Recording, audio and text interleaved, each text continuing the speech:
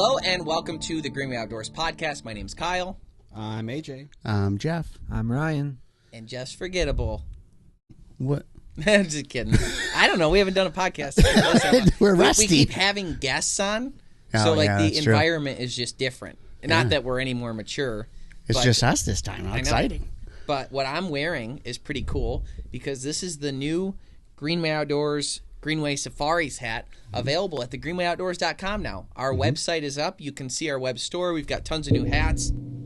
Ryan's got one on that's probably not even for sale anymore because I think we burned through those suckers sold fast. Yeah, this was a popular one. That one and also the ones that are blue. If we do anything with blue, people freak out for it. Yeah, they do. Blue camo, blue Jesus fish, they're all gone. Yeah. Yep. We've had 3 different blue camo hats. And if you look at the 3 blue hats, they have sold faster and more units than every other item on the store combined. Mm-hmm. Both in person and online. Yeah, and I almost wonder if it's because there's no blue hats, like, in hunting. You know what I mean? Like, there's not a lot of hunting brands that are selling color ever. Oh, that'll look good with my blue jeans. That's surprising to me, though, because so many of our hats are just so cool. We have so many cool designs. Thank you, man. Yeah. Me and Ryan appreciate that. And, like, the blue camo with just a rubber patch on it, like, it's fine. It's a cool hat, don't get me wrong, but it's not like that cool shiny trout one we made that one time. Or this Greenway Safaris. Greenway Safaris hat. We got those cool new the duck hunting ones. We got, 3 different duck hunting ones now that are all brand new, have really cool artwork on them. We're making collectibles here. I believe so. And the cool thing is, it's kind of like we create them, and then if you didn't get them, you can't. Yeah. Mm-hmm. So it's like we're always coming up with new things. I don't want to have the same 6 hats for 12 years. Yeah. I want new ones like every 6 months. Mm-hmm. You know. So that's there are some that have been made that I do want to come back just so I can have that hat again, though. Oh, like you burn through your inventory. Yeah. I always told myself that I was gonna like have one of all of them and not use it, and it just didn't work out. Yeah. And I've like somehow been like burned through everything I've ever had. Yeah. You're looking for that hat and you can only find one and you got to take it and you're like, dang it. Yep. You take the sticker off and you know. But I think we've burned through this enough. Why don't you go ahead and do your story? Okay. Hat boy. So I came across a really cool, it's a little older story, but very interesting. The island of Tasmania. I always want to say Tanzania. Tasmania. It is a 17 million acre island off the southeast coast of Australia. It's an interesting thing to measure the size of a country? Island. It's part of Australia. Okay, but yeah, an island. Oh, really? It's not its own country? It's about the size of West Virginia. Yeah. Which makes it even weirder that you wouldn't say square miles and you're like, this is how many acres it is. I looked up the number of acres. Okay. So, but 49,420 of those acres are dedicated to one specific crop. Now, Tasmania is known for berries, truffles, devils, seafood, obviously, because they're an island in the middle of 3 different oceans.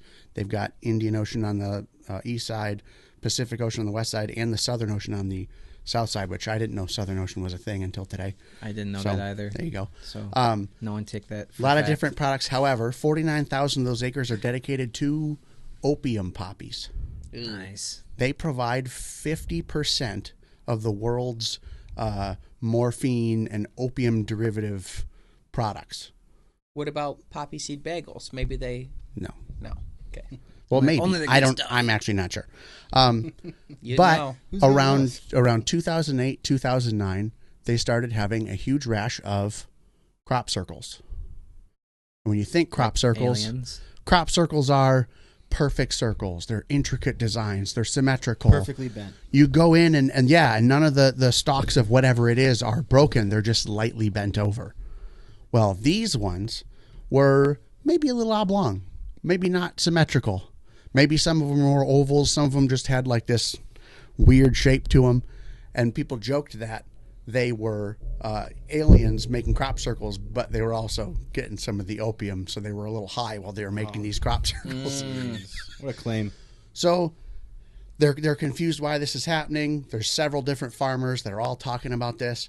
And then it finally comes out that these crop circles are being made by wallabies.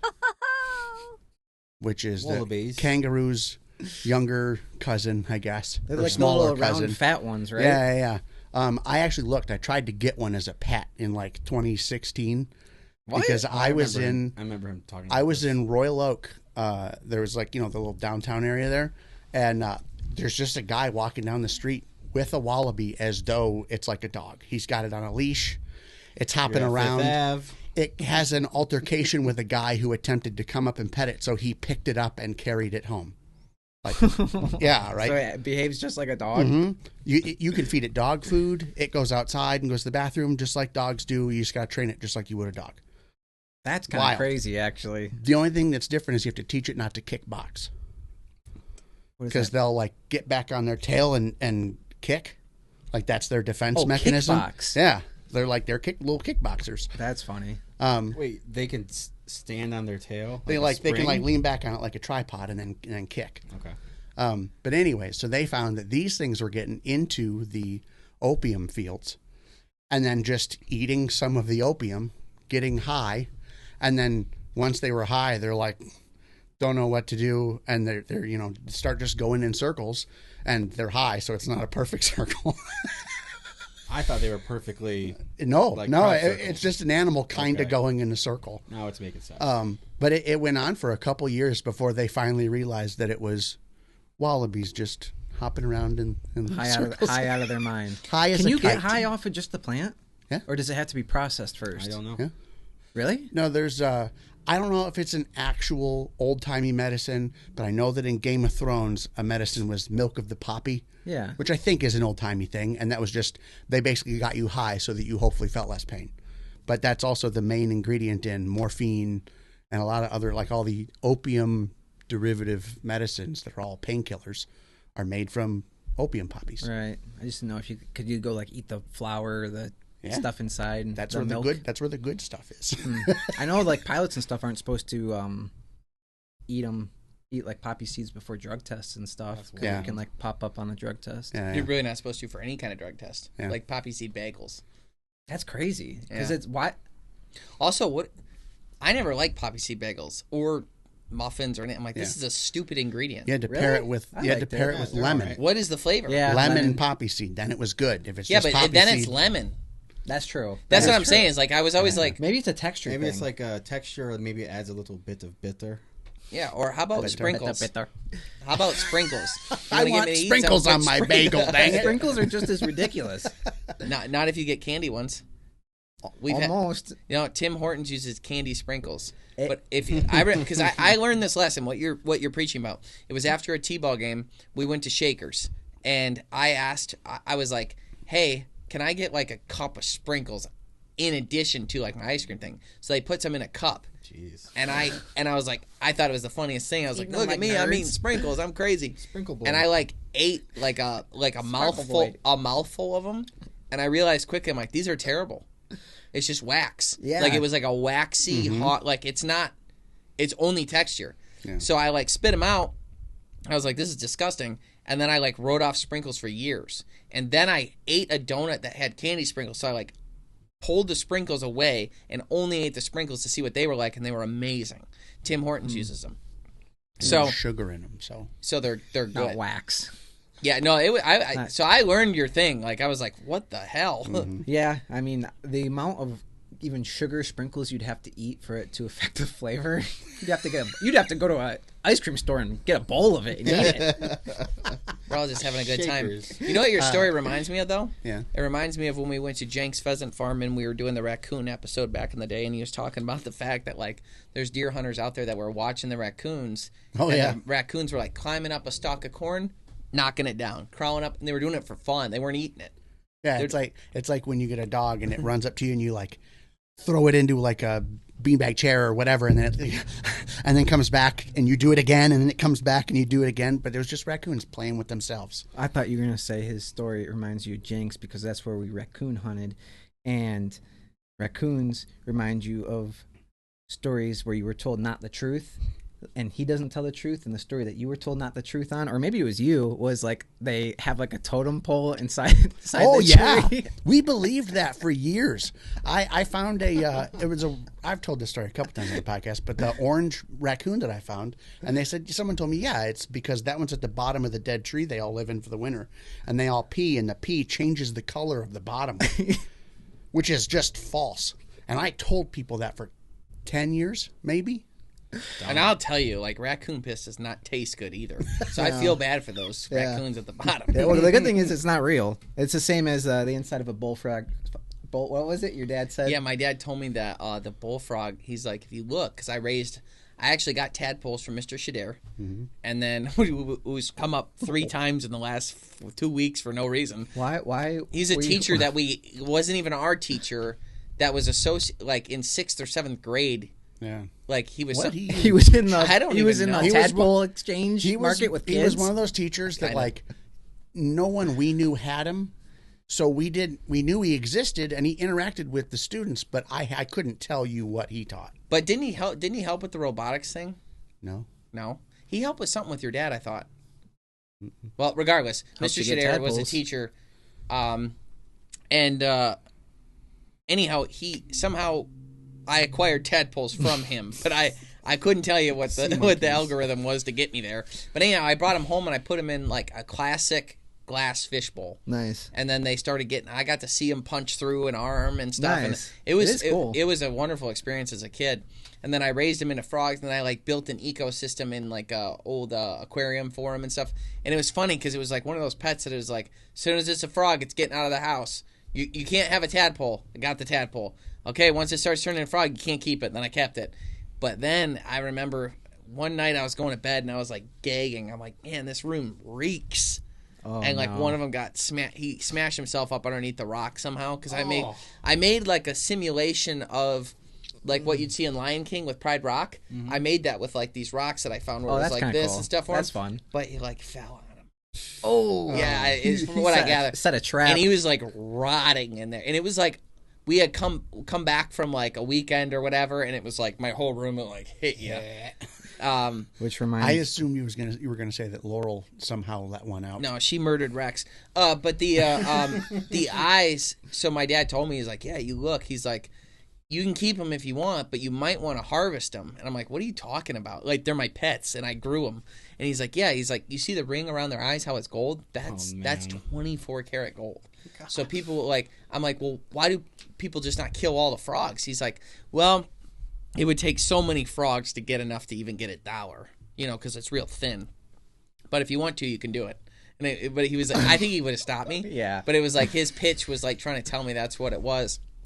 And he would go bullfrogging when he was a kid. Yeah. Oh my God. Another funny story off of that too. He was telling me about it. Is I never got to meet my grandfather. His name was Lionel, and he had a Colt revolver, and it was a .22 Magnum, which is kind of cool. I forgot which one it is, like which Colt. It's not a Python, but it's like it was another one of their, like a Peacemaker, I think is what it is. Actually. Oh yeah, okay. And it was like it was like a rare gun and worth a lot.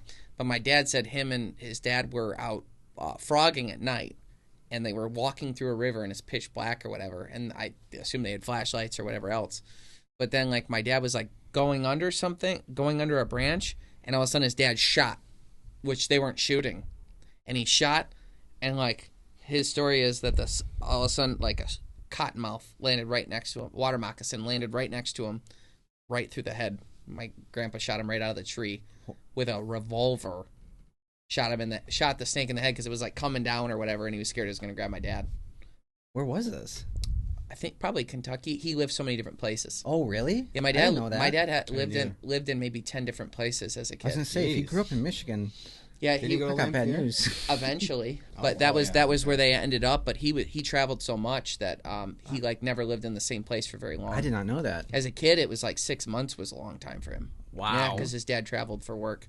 Nothing stops Ram. Never has, never will. Nothing stops great deals on the Ram 1500. Welcoming back the legendary Hemi V8. I just put in an order for a new truck myself. I was so excited to see that cool new Hemi badging that's going to be on the side of the Ram. The customer spoke up and the Hemi is returning, and I'm so pumped about it. The Ram is the most luxurious, technologically advanced, and strongest version ever. 2026 with the available Ram Cargo Box system to keep your gear locked, lit, and ready. An off-road capability that never quits. Nothing stops the most advanced Ram heavy-duty pickup ever with the available Cummins turbo diesel delivering 1,075 pound-feet of torque, built to tow, haul, and dominate any challenge. And with the Ram 10-year, 100,000-mile warranty, nothing stops you. Hurry into your local Ram dealer today for a great deal. Nothing stops Ram. Bass Pro Shops is the last brick and mortar stronghold for the outdoor industry.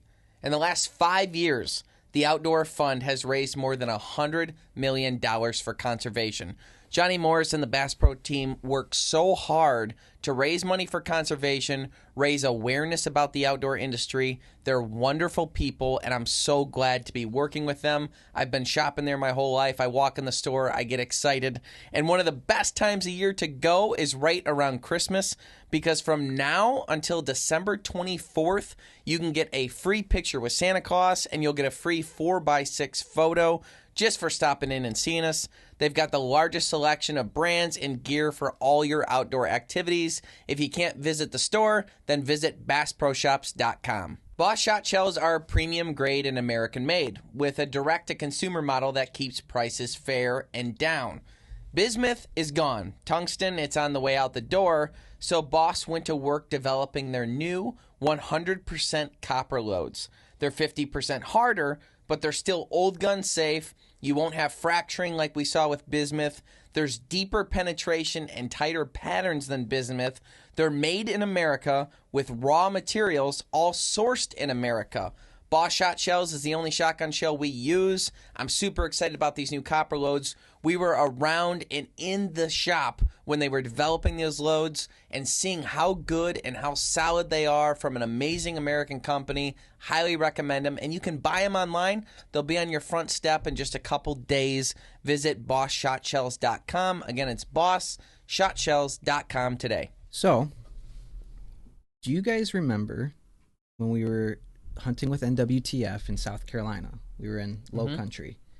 Do you remember the very... We were at Low Country Outfitters. Yes. Really? Yeah, that was the name of it. Do you remember the very significant event that took place just 2 miles down the road? Yes. That family. The Murdaughs. Okay. Murdaugh murders. Murdaugh. So the dad was a lawyer. He killed his wife and son. And it is just a wild story. So Hulu has a series right now that Jen and I are watching, and it's called Murdaugh's Murder in the Family. And it's like actual actors. Like, it's a very high production series.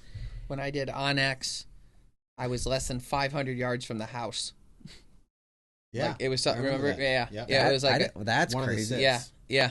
Wow. Yeah. One of the sits we Yeah. did. It was like we're 500 yards from it. That's crazy. Yeah. And it was Good like thing we weren't related. Oh yeah, they'd be after us. So we're watching this series, and they obviously like have taken like all these details into account on like the family and their businesses, because it's all part of the story, like how it comes to this one climax. And there was this one bit where in like the second episode where Alec Murdaugh, their names are weird. Yeah. Like, I don't it's know how to not pronounce how it. it's spelled. Right. But he has a jellyfish farm. He has a company what? where they go out and they harvest jellyfish, they bring them in, they process them.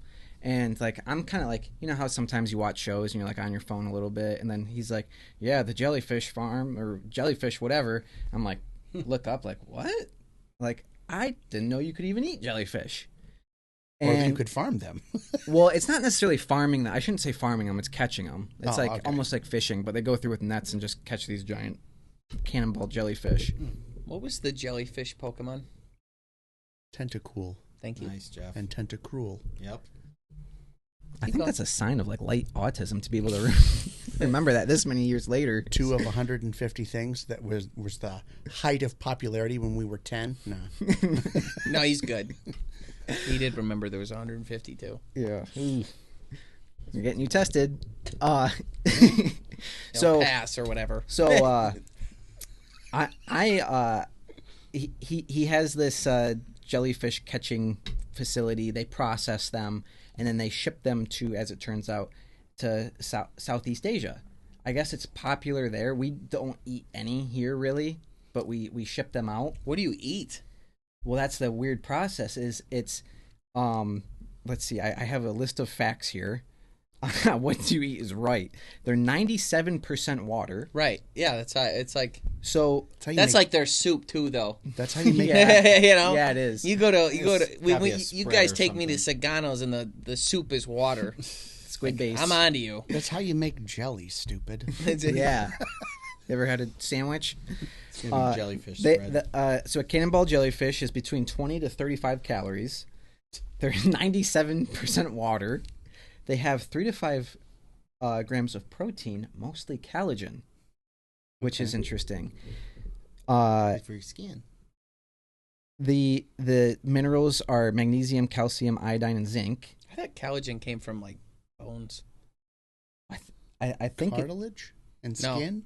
No, like collagen in stuff was like grounded up bones. Well, it's also like your hair. Like hair can be collagen. It's protein. Hair, skin. Maybe it's like a type of protein. Yeah. I could totally be wrong. I'll look it up while you do that. Yeah. So it sounds like the way they do it, the way they process them is you have like your cannonball jellyfish. Do you guys know what that is? It's such like a very, very circular looking jellyfish. Okay.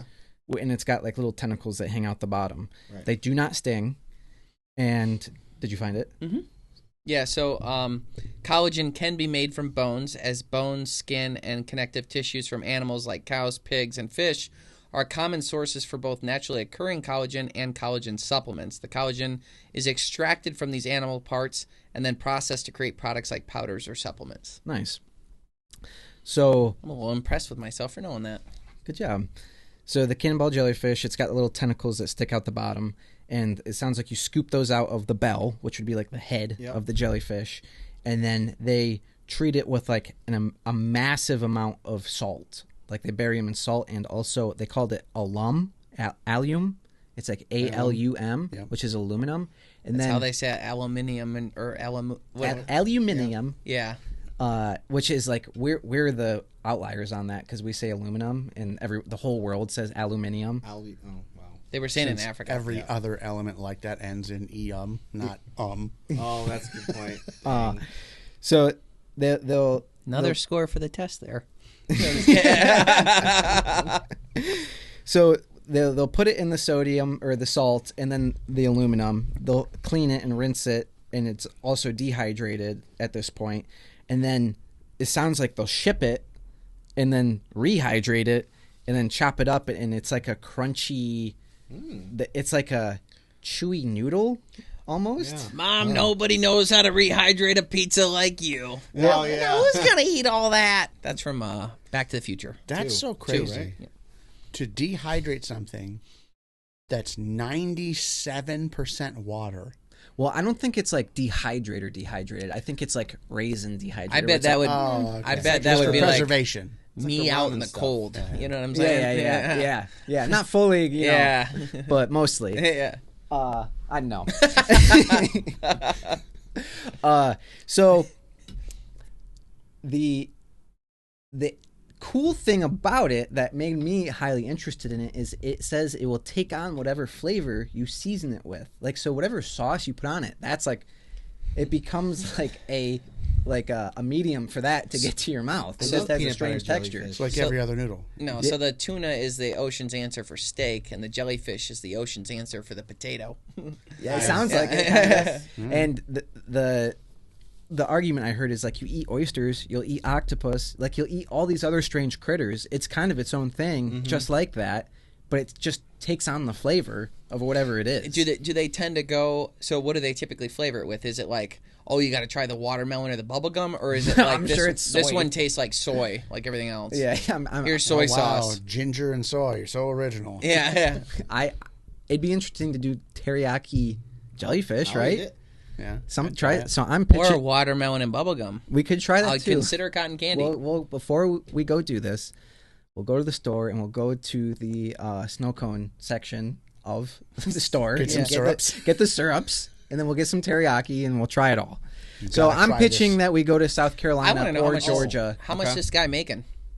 It got shut down pretty quick. Oh. To do it on a commercial level, he was like trying to pull some cards with people and run ahead of the permits. I mean, I vote that Jeffrey eats one of those box jellyfish. Man of War. And you can do the Man of War one. Yeah. What is it? Do you know the species that they're eating? Cannonball. It's a cannonball. It's called a I've seen them visiting family down in North Carolina.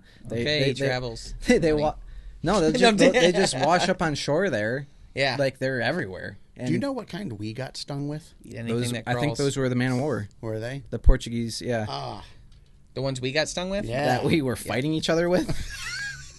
We threw one at each other at one point. I got stung really bad in South Carolina. Really bad. What's funny is I thought you were going to say we were in the background. It kind of looks edible. Yeah. Yeah? I'd probably eat the yellow part. Oh, yeah, okay.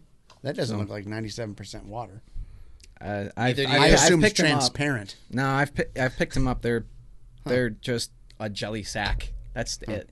Yeah. So like I said, I'm proposing that we do something, whether maybe it's a vlog or an episode of jellyfish. You know, and there's a pretty cool. Do we have to catch them?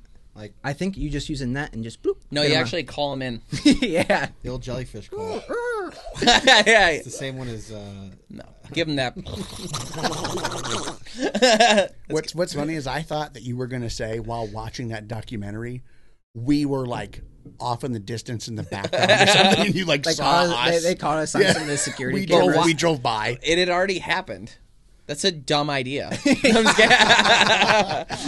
They were already murdered by them. Stupid. No, that's funny though is we're looking at doing an episode, and Chuck, our buddy from Maine, called us in a bit of a frantic way.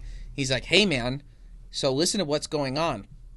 There's something going on right now, and I'm not about to be quoted on this because I don't know how specifically correct all this is, but I'm reading that people are saying that the like North and South poles, that ice is growing now, whereas we were always losing I've it. seen similar evidence. Yeah, I've been seeing people say that there's actually ice like more ice being built for the first time in a long time or whatever else. But what we do know is that the tides are kind of getting switched around, and like historic waters that might have been 40 to 45 degrees might be cooler, might be, that sort of like. It's the current. Mm-hmm. So the Atlantic current that heats the whole side of the United States has moved northward.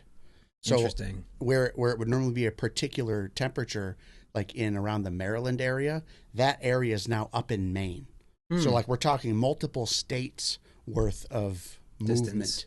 It's crazy. So what the point was though is where they had historically gone. Was it crabbing? Lobster. Or lobstering.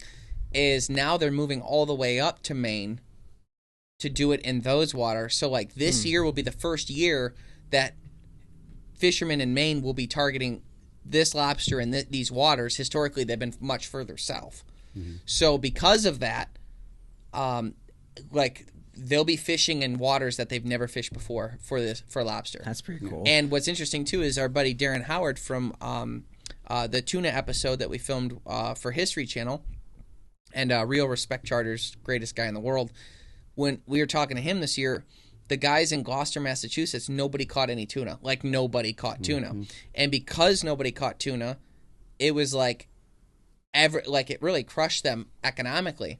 But then he called me like a month or two later and was like, "Hey, they're much further south this year. They're in new waters. They're in a different place than they normally are. So because of that, noticing the same thing. So it's just weird how like the fishermen and like the fishing, it's bad for the fishing communities because the fishing communities are where the fish were, And now if it's in a different place, it's Yeah. like, what will that do to the economics and shifting things around? It's just very interesting. Yeah, does it position people so they move to those new places, and then as soon as they move to those new places, I got to go back? Exactly. When I was young and getting ready for my first duck hunt, I did a lot of research, but quickly realized how important choke tubes were to consistent patterns out of a shotgun. I didn't have a ton of money, so I wanted to find a cost-effective option, but would still perform at the highest level. A few old timers told me to go with Carlson's choke tubes, and that's what I did. I shot the paper the next day, and I was relieved to see how great the pattern was. Time and time again, I saw that consistency in the field. Now, I have upgraded shotguns time and time again, but no upgrade needed on the choke tubes. For me, it's always Carlson's, because they're priced fairly, American-made, and consistent. Carlson's choke tubes, the only choke tube I've ever used. Find out more at choketube.com today. Trijicon is a company of hunters, so they understand your obsession, the family traditions, the early mornings, the year-round planning, and yes, the search for any edge you can find for a successful hunt. Whether you're in the woods of Georgia, the mountains of Montana, or the plains of Africa. For decades, Trijicon optics have been trusted by America's greatest fighting forces. They took what they learned and packed high-quality technology and features into hunting scopes that were built to take a beating and hold zero. Edge-to-edge clarity from dawn to dusk, fast on target when it counts. Red dots, thermals, or high-quality hunting scopes, Trijicon has exactly what you need for your next hunt. Visit Trijicon.com for more information. The Savage Arms founders did not mess around, and their spirit of American get-it-done ingenuity has always been Savage Arms' driving force. All of their category-changing innovations have come from a place of principle. Savage is constantly looking ahead, finding new ways to leverage technology and to push performance even higher. What I love about Savage is they have a gun for everyone. With literally thousands of SKUs, you can rest assured there's a Savage product for you. Whether you're on a budget or looking for the most premium product, Savage Arms has a gun for you. This year, I'm running the Savage Renegade in 12 gauge for my shotgun, and I'm going to go with the 110 KLYM Climb in 300 Win Mag. Visit savagearms.com to pick out your next family heirloom. When it comes to my hunting, a quick, clean, and ethical kill is extremely important. You can have the best gun, scope, boots, and gear, but the only thing that makes contact with your game is the bullet you shoot. To me, the bullets I bring in the field are the most important gear in my pack. Since my dad took me into the woods for my first deer hunt, I've been using Nosler. Nosler products lead the pack because they're built with equal parts ingenuity and integrity, passion and precision, consistency and confidence. Nosler has always been a premium product, but now they also have a new whitetail country ammunition for hunters who are watching their budget but demand high-end performance. Find out more today at nosler.com. Join the millions of hunters who trust Onyx Hunt to help them fill their freezers. Create hunt strategies for your property and custom waypoints. View wind forecasts for individual stand sites. Integrate with cell cameras, and so much more. For me, OnX is my go-to tool for hunting public and private lands. It prevents me from trespassing, helps me scout, and even offers trail camera integration. For 20% off, use code GREEN20 at checkout. Know where you stand with the #1 hunting app, OnX Hunt.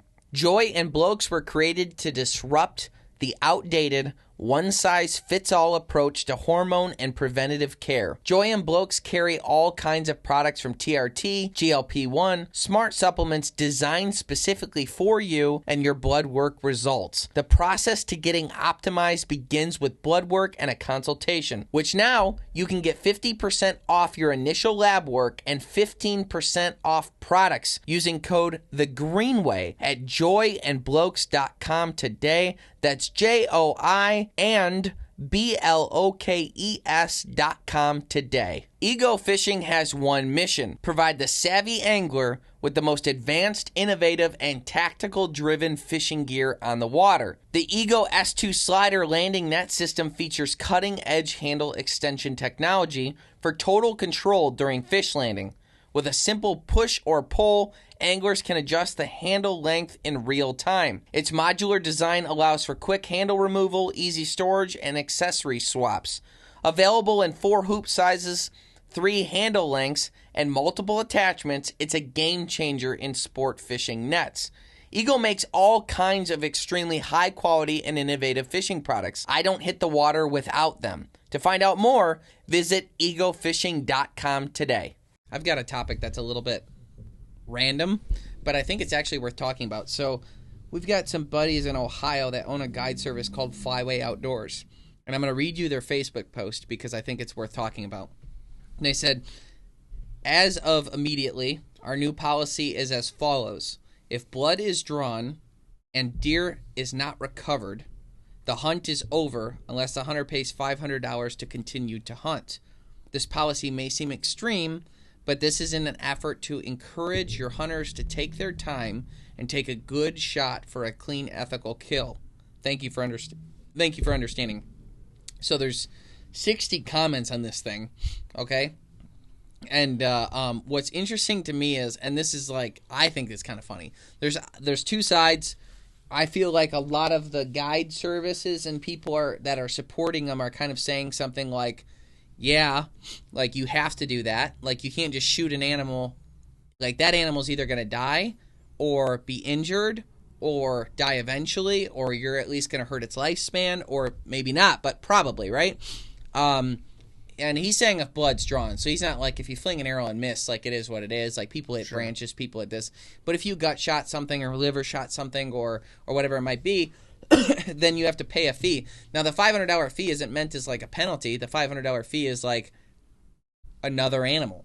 So yeah, it hits the reset button a little bit. Yeah, so if you like go for a hunt, let's say, I don't know what his prices are, but let's say it was $500 for a deer hunt or $1,000 for a deer hunt, and you go out and you shot a deer and injured it, and like we didn't recover it, it's like, okay, he's got hunting leases and land and stuff that he has to manage and prepare for other hunters. You took up another hunter spot. Now you're going to take up another one because you didn't tag out.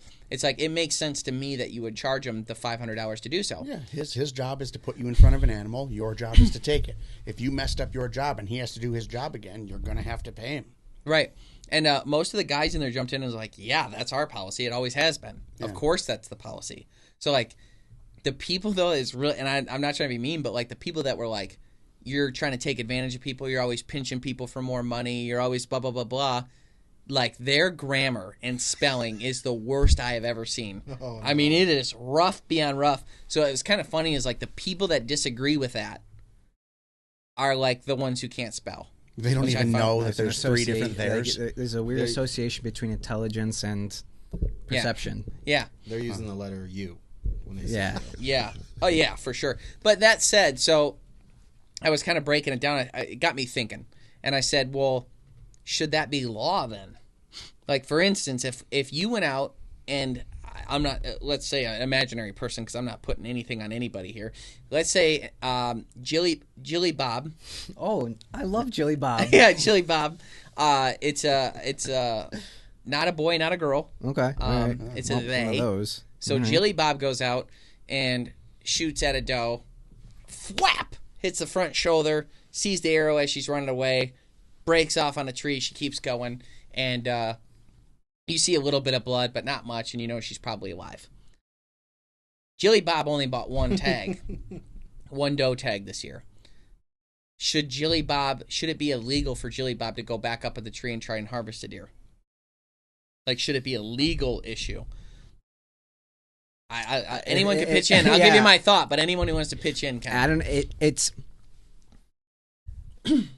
I feel as though if you have the capability to hunt on your own, you're experienced enough and you have the resources, that puts you in a position as like what I would probably consider for the most part a responsible hunter who's not going to generally make those mistakes.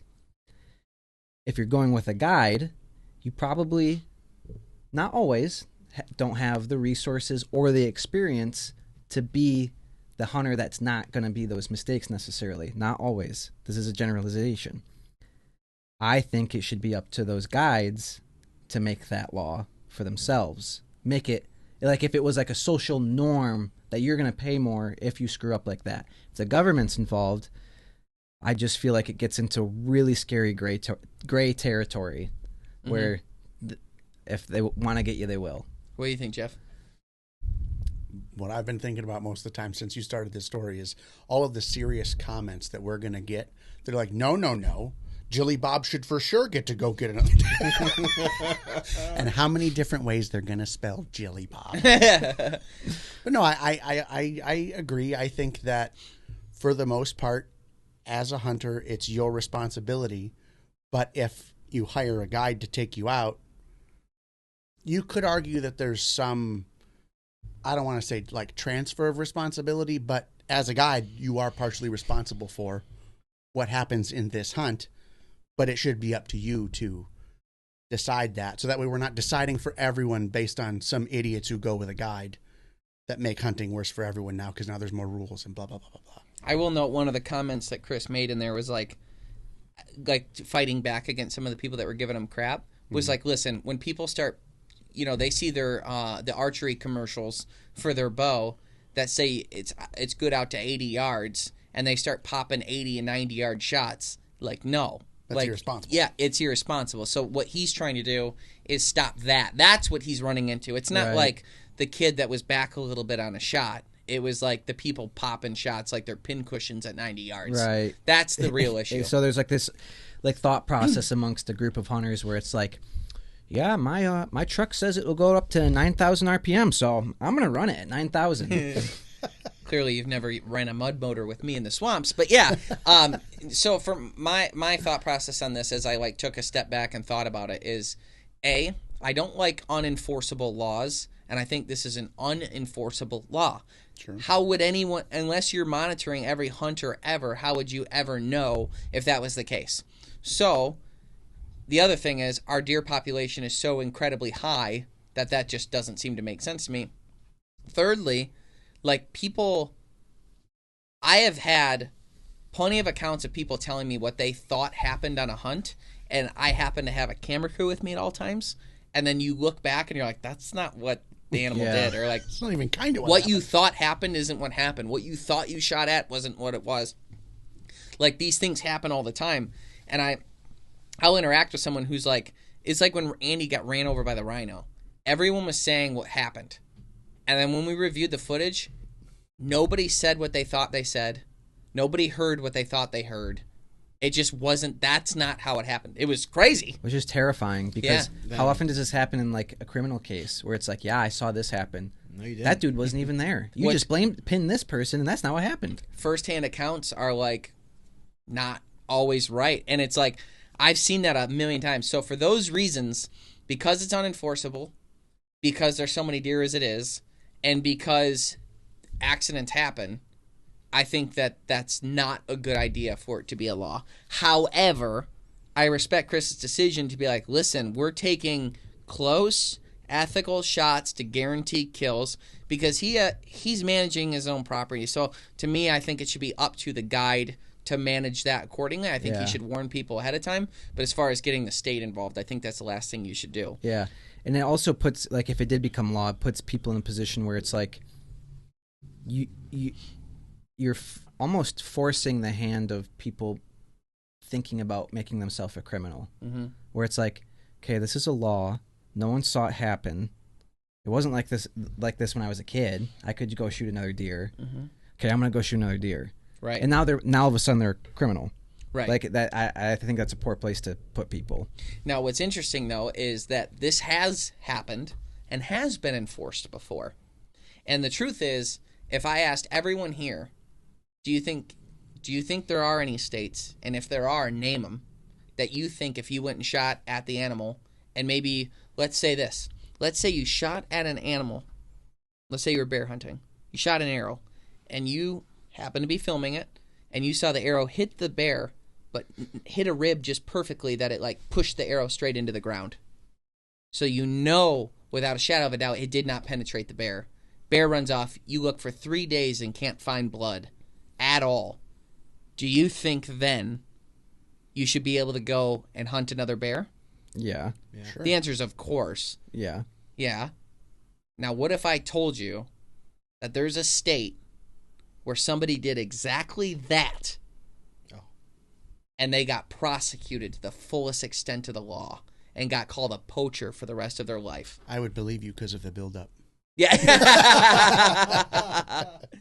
Wilderness Athlete's mission is to make their customers' lives better every damn day. That is their guiding principle in every facet. From the products they develop to where they source the ingredients, how they treat the customers, how they ship, all the way down to the way they package the products. They've been dedicated to customers since 2004. They're hunters, adventurers, parents, and lifelong learners who never settle because you don't either. They make everything from protein shakes, multivitamins, supplements, and on-the-go snacks in the field. I put a personal guarantee on the quality of the ingredients, and I can attest to how effective they truly are. Wilderness Athlete is owned and operated by hunters and anglers who hunt and train hard. For more information, visit wildernessathlete.com, and for 20% off your next order, use code GREENWAY20 at checkout. That's wildernessathlete.com today. Hunting wild game is hard work. You don't want eating it to be even tougher.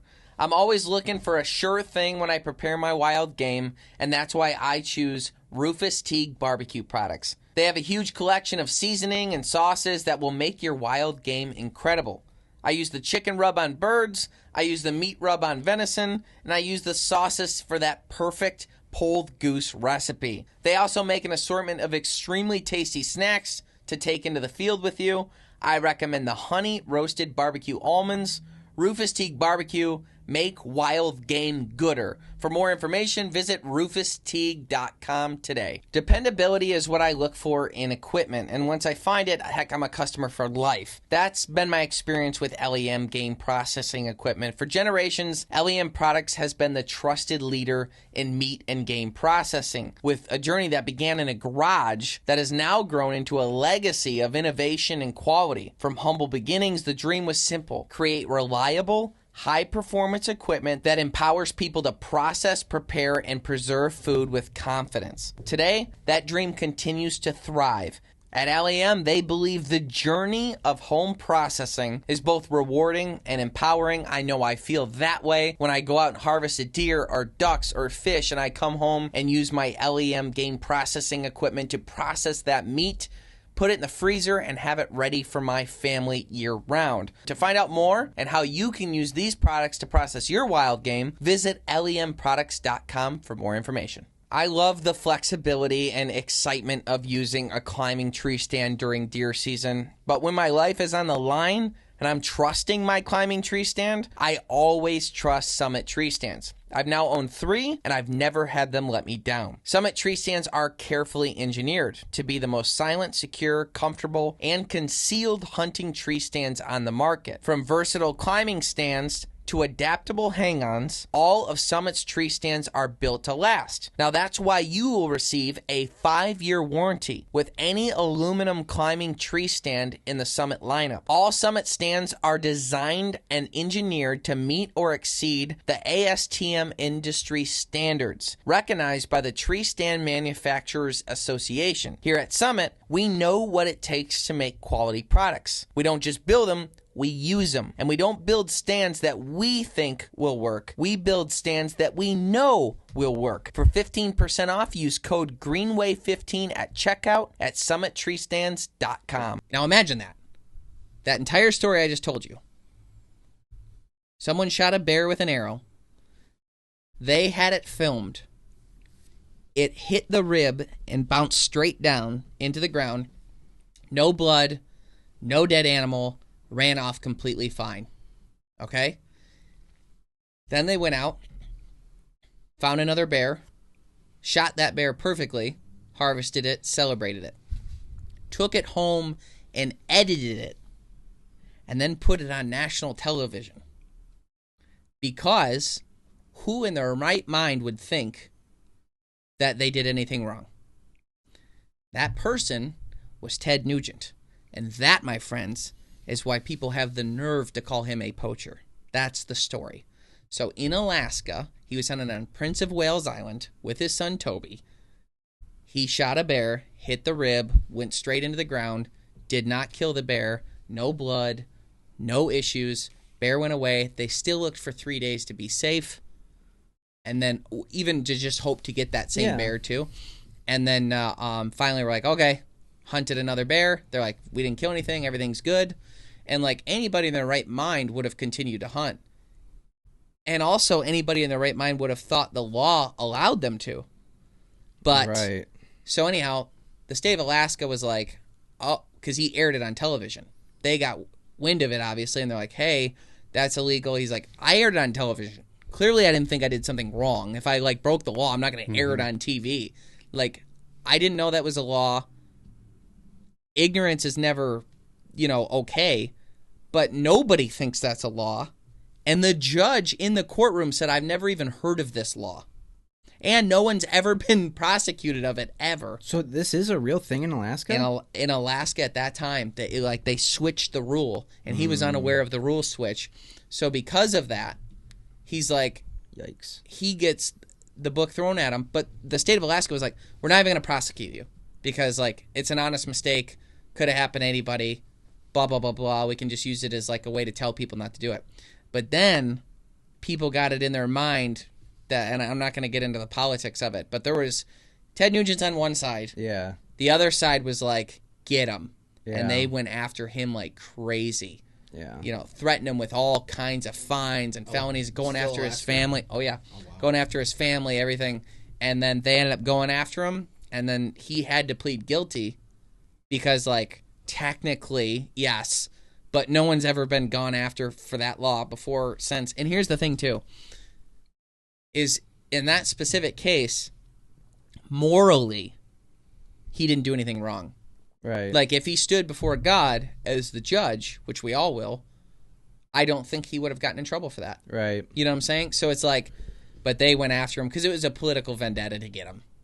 This is Right. a very Yeah. during a And it's specific presidency with specific people. But that's why when you hear people say like, "Oh, Ted Nugent's a poacher," and like that's comments we get every time we even do anything with them. People say that, all Which the is time. funny because if you even ask them, like, what? Okay, explain the situation to me. They wouldn't be able to tell you what it was at all. They would just say, even know "Well, he that just story. is. He just is a poacher." Right. Okay. So obviously this is like a weird topic because we've talked about, Flyway Outdoors implementing this policy, which we agree with. We've talked about the fact that we don't think this should be a law, though. And then we've talked about how it has been a law and has gone after somebody for no good reason. It's not morally. So it's a complicated topic. Yeah. Yeah. Dang, that's they found the perfect target. Yeah, and he aired it on TV because he's like, I didn't. Yeah, that's know. insane. Yeah. Wow. So speaking of television, we have a television show on the History Channel. And by the time you're seeing this, there'll be 4 more brand new episodes coming your way. So on Saturdays at 9 a.m. and 9:30 a.m. Eastern Standard Time on History Channel, catch the Greenway Outdoors actual TV show. But in the meantime, if you're looking for anything, we're uploading right now seasons 4 and 5 onto our YouTube channel. You can find those on our new website, thegreenwayoutdoors.com. We just built it out. We're going to have tons of blogs, content on there as well, recipes. Obviously, you can buy merch like we talked about in the beginning of the show. There's so much to find on our website now, which is pretty cool. Yeah. But we also have weekly vlogs. They come out on Thursdays. We have a new series called The Wilderness Chronicles. All this, again, can be found on our website or YouTube channel. And if you want to watch our old seasons, you can go to Waypoint TV and watch them for free there right now as well. So thank you so much for tuning in to the Greenway Outdoors podcast. We hope you enjoyed it, and stay green.